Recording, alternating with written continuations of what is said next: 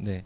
아 잠깐만. 제 목사님 이해 좀 할게. 내가 중요한 일을 행동할 때 어떻게 생각해야 할까요? 아 중요한 일을 할 때 나 어떻게 해야 되냐라고 하는 거죠. 내가 중요한 일들, 결정적인 기로에 섰을 때 하나님 앞에 기도해야 돼요. 그리고 이 목사님이 하나 얘기해 줄게요. 기도하고 자 보세요. 자 이게 되게 중요해요. 중요한 일을 할 때 우리 하나님의 뜻인지 아닌지 구분이 잘 안 가잖아요. 물론 하나님이 알려주실 때도 있어요. 목사님한테도 분명하게 몇 가지 말씀해 주셨었던 때가 있어요. 여러분 나이 때. 근데 이게 구분이 안 갈 때도 있어요. 그때 어떻게 해야 되면은 중요한 일을 결정할 때 선택의 기로 있을 때 이 단어를 기억해요. 기도했다면 첫 번째 기도를 해야 돼요. 기도한다는 전제가 있다면 자연스러움. 자 따라해 볼까요? 자연스러움.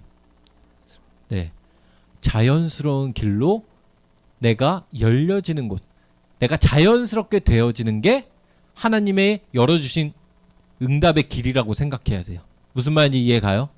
내가 인위적으로 내가 안 됐는데 내 힘으로 막 이렇게 해가지고 어떻게 하려고 해요? 예를 들어서 막 하려고 하는 그런 게 아니라는 거예요. 내가 계산해가지고 막 내가 노력해가지고 이것저것 다 따져보고 막 해서 내가 설득하고 막 해가지고 뭘 해서 협상해서 하고 막 이런 것들이 아니라 기도하고 나갔을 때 어떻게 해야 될지 모를 때 자연스럽게 그쪽에서 계속 열려지고 한쪽은 막혀지고 계속 기도하면서 할 때 그게 결정이 수월해져요. 무슨 말인지 이해가죠? 그게 자연스럽게 인도하시는 하나님의 뜻이 있는 거고 하나님의 은혜가 있는 거예요. 왜냐?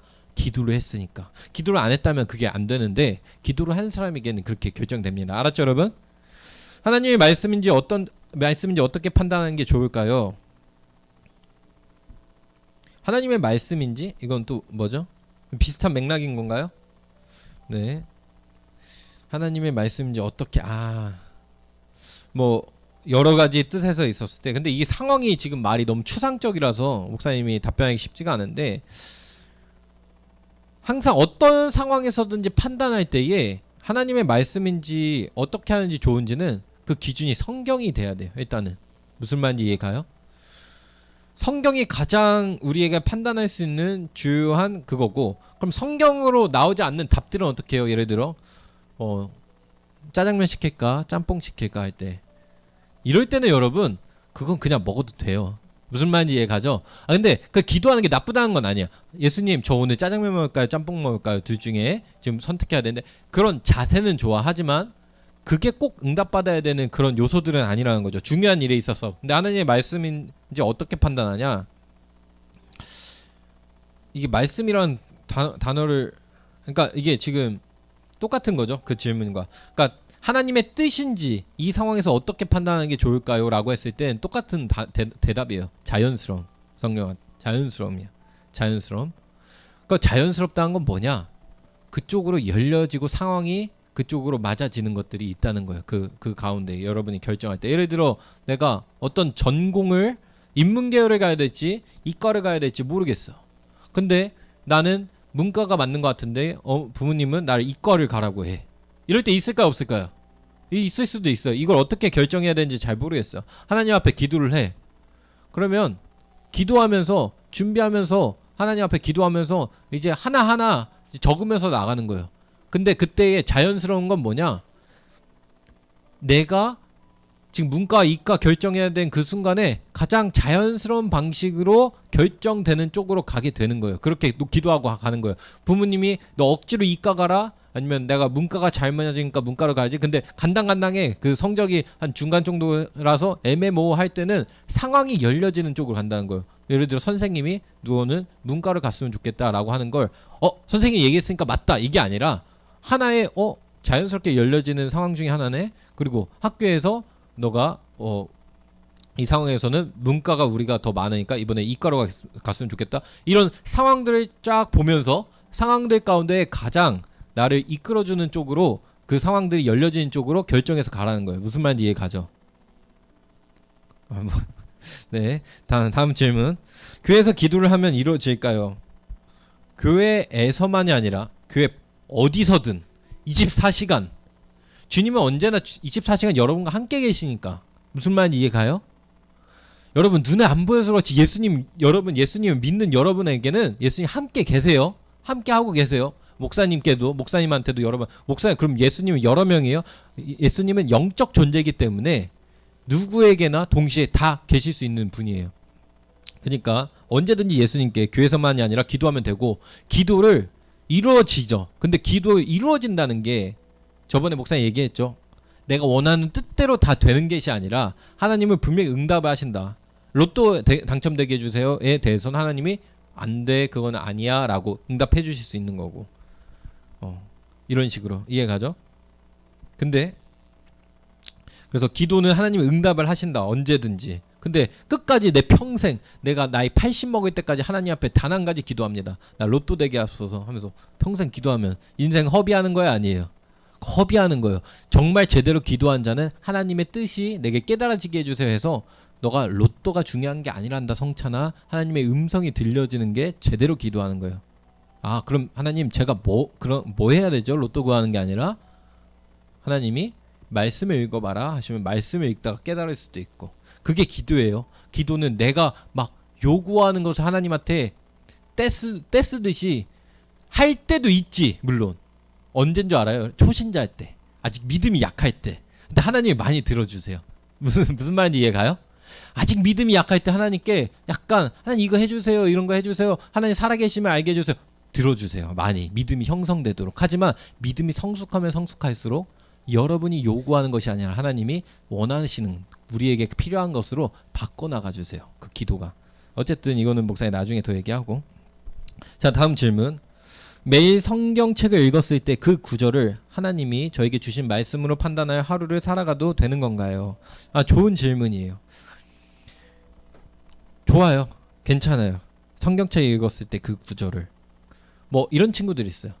이런 거 해보는 친구 있나? 이 정도로 신앙적인 친구들 없었나? 성경책 딱 아침에 딱 오늘 펴가지고 딱 눈에 보이는 구절 딱 보고 아 오늘 하나님이 주신 말씀이다 하고 이렇게 오늘 그 말씀 구절을 가지고 사는 친구 있었나 없었나? 해본 적 있어요? 없어요? 없다면 해보길 원하고, 해봤는데 실망한 친구가 있다면 낙심할 필요가 없습니다. 근데 할 필요도 있어요. 근데 정답은 아니에요 절대. 근데 필요는 해요. 무슨 말이냐? 그만큼 하나님의 말씀을 내 삶 가운데 만나려고 하는 인격적인 이런 걸 인격적인 거예요. 우리 예배 시간이 아니라 삶의 자리에서 주님을 찾으려고 하는 거니까 인격적인 만남이라 되게 필요한데, 중요한 거는 성경 구절 이런 거면 어떻게 해요? 다윗이 너의 자녀는 이름이 끊어지고 너의 자녀는 죽을지어다 막 이런 성경 구절에 막 이런 거 있는데 봤어. 그럼 뭐야? 내 자녀 죽는 건가? 이렇게 착각할 수 있는 거야. 이거는 조심해야 돼. 그래서 성경 구절은 딱 봤을 때 눈에 들어온 것을 취사 선택하는 것이 아니라 내가 오늘 하나님 앞에서 10개의 구절을 읽었어요. 근데 그거를 많이 읽으려고 하는 게 아니라 그 중에 나에게 하나님이 하시는 말씀이 뭔지 와닿아. 그것이 오늘 하루 붙잡고 살 말씀이 되는 거예요. 무슨 말인지 이해가죠? 그런 식으로 하는 거예요. 그래서 막 랜덤으로 찾는 건 아니지만 오늘 이 친구처럼 성경을 읽었을 때 그 구절이 내 눈에 들어왔어 했을 때 주님이 이 말씀을 붙잡고 살아도 되나요? 너무 잘하는 거예요. 너무 잘하는 거예요. 하지만 막 랜덤으로 막 해서 꼭 그런 건 아니고 읽으면서 내 마음에 왔을 때 그 구절을 붙잡고 사는 거는 좋은 거예요. 잘하고 있는 겁니다. 그게 말씀이고, 근데 더 나아가 목사님 하나만 더 얘기할게요. 길어져서 미안한데 질문 더 이상 안 받겠습니다. 그 성경 구절 가지고 기도해요. 하나님 이 구절처럼 이루어지게 해주세요 하면서 그 구절을 입으로 읊으면서 기도하는 건 굉장히 응답이 빨라요. 무슨 말인지 이해가요? 목사님 지금 되게 꿀팁 알려준 거예요. 굉장히 응답이 빠르고 하나님 역사심 큽니다. 그거는 빠릅니다.